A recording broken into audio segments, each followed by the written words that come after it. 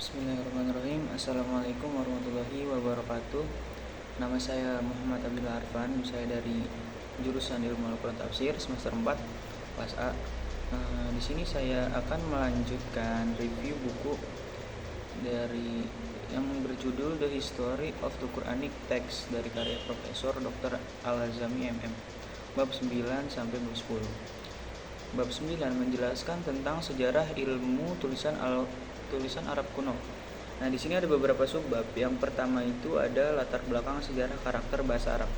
Dan yang kedua itu studi, dokumentasi dan inskripsi Arab kuno.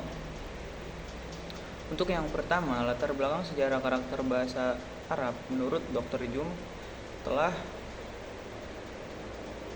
kajian menyeluruh yang dilakukan oleh para ilmuwan yang memiliki otoritas membuktikan bahwa bahasa Arab telah memiliki tulisan mereka ini.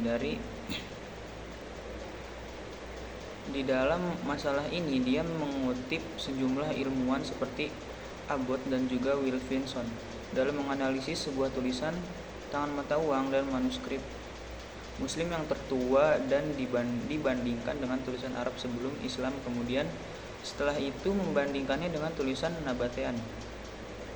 Nah, Abbott menyimpulkan bahwa skrip Arab yang digunakan di awal permulaan Islam adalah perkembangan tulisan Arab sebelum Islam, yang secara langsung merupakan pengaruh dari perkembangan skrip Nabatean Aramaik yang muncul pada awal permulaan abad Masehi. Yang kedua, tentang studi, dokumentasi dan inskripsi Arab kuno. Garis samar antara bahasa Nabatean dan juga inskripsi Arab pada ilmuwan terdapat berbeda pandangan umum tentang apa yang telah menjadi tulisan Nabatean atau inskripsi Arab dengan bahasa. Orang Nabatean itu berbicara secara langsung, dinyatakan bahwa skrip bahasa Nabatean sebenarnya adalah bentuk bahasa Arab. Jika orang Nabatean berbicara dalam bahasa Arab,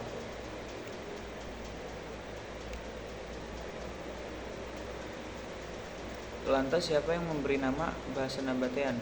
Apakah ada bukti bahwa mereka sebagai bahasa Nabatean? Nah, bahasa Arab dan tulisannya dalam bentuk primitifnya itulah yang melahirkan bahasa Nabatean. Bahasa tersebut dan juga kemungkinan besar muncul sebelum bahasa Sirok bahasa Arab. Bahasa Arab kuno memiliki alfabet yang jelas. Ada beberapa inskripsi Arab dari abad 6 Masehi yang menyerupai tulisan Arab yang digunakan abad pertama Hijriah atau 7 Masehi. Kemunculan beberapa skrip dalam penanggalan Mushaf Kufi. Ada 4 contoh skrip Kufi di buku menegaskan bahwa walaupun pada abad pertama Hijriah, skrip Kufi telah mendapat tempat di seluruh negara muslim yang melanjutkan itu. Selanjutnya bab 10 tentang tulisan dan ejaan bahasa Arab. Dalam Al-Quran ada beberapa subbab. Yang pertama, gaya tulisan pada zaman Nabi Muhammad SAW. Banyak sekali bukti-bukti mengenai perbedaan dalam gaya tulisan pada zaman permulaan Islam, seperti ada baca menjadi kawanan gitu. Ada juga contoh hatta, tulisannya yang memakai alif lainah pada akhirnya dieja menjadi hatta yang memakai alif yang berdiri tegak sesudah huruf ta. Jadi hatta yang memakai alif tegak di akhirnya itu salah satu ada perbedaan tulisan pada zaman permulaan Islam. Yang kedua, ada kajian tentang ortografi Mushaf Utsmani. Telah banyak buku yang menyinggung tentang ejaan yang janggal dalam Mushaf Utsmani. Penerbit dengan mendasarkan naskah kepada musi yang resmi telah menyiapkan rujukan yang banyak. Penemu eja yang baik, mungkin itu untuk buku dari The History of the Quran bab 9 dan 10. Selanjutnya itu ada dari buku Rekonstruksi Sejarah Al-Quran karya Taufik Amal, itu tentang judulnya penyempurnaan ortografi Al-Quran dan lain-lain. Ada beberapa subbab. Yang pertama, ada karakteristik yang digunakan salinan milik pada tahapan sejarah. Selanjutnya, penggunaan jenis tulisan yang belum sempurna di dalam Mushaf Utsmani. Yang awal tampaknya juga turut berpartisipasi dalam melahirkan varian-varian bacaan di dalam tradisi teks tersebut. Kedua itu ada latar belakang penyempurnaan risem Al-Quran. Penyeragaman yang dilakukan oleh Manbinan lewat pengumpulan Al-Qurannya sebagai lantaran aksara Arab yang ketika itu digunakan untuk menyalin mushaf juga mengarahkan kepada asumsi tentang sebagai satu adanya kekeliruan pembacaan atau bacaan dari teks tertulis ketiga itu ada penyempurnaan resem Utsmani. Pada umumnya disebutkan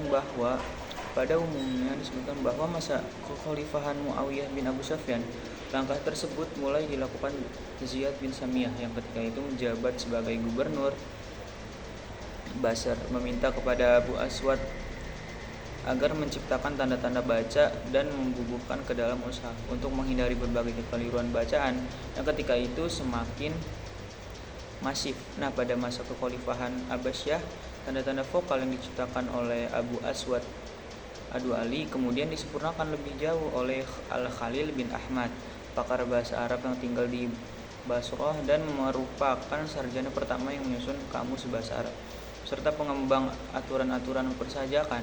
Adapun sehubungan dengan tanda-tanda pembeda konsonan, dikabarkan bahwa upaya pengintroduksian mulai dilakukan pada masa pemerintahan Abdul Malik bin Marwan dari dinasti Umayyah. Nah, kemudian menegaskan kepada dua orang ahli bahasa yang terkenal pada kala itu, yakni ada Nasr bin Asim dan Yahya bin Makmur. Nah, keduanya merupakan murid dari Abu Aswad Adu Ali untuk melanjutkan pekerjaan gurunya, yaitu menyempurnakan aksara Arab, khususnya dalam mengupayakan pembedaan konsonan-konsonan yang bersimbol sama dalam bahasa Arab. Pada faktanya, risem inilah dalam penyalinan Al-Quran telah membentuk keseragaman yang tekstual yang lebih luas dibandingkan dengan yang bisa dicapai teks Utsmani. Dalam aksara orisinilnya, upaya penyeragaman ini sangat berbarengan juga telah informasikan tradisi moral Al-Quran itu sendiri ke dalam teks dan juga dengan demikian melindunginya dari berbagai penyimpangan. Maka penyeragaman ini yaitu bertujuan untuk melindungi dari berbagai penyimpangan yang ada pada masa saat itu. Mungkin itu saja yang bisa saya sampaikan, kurang dan kurangnya mohon maaf. Wabillahi taufiq wal hidayah. Wassalamualaikum warahmatullahi wabarakatuh.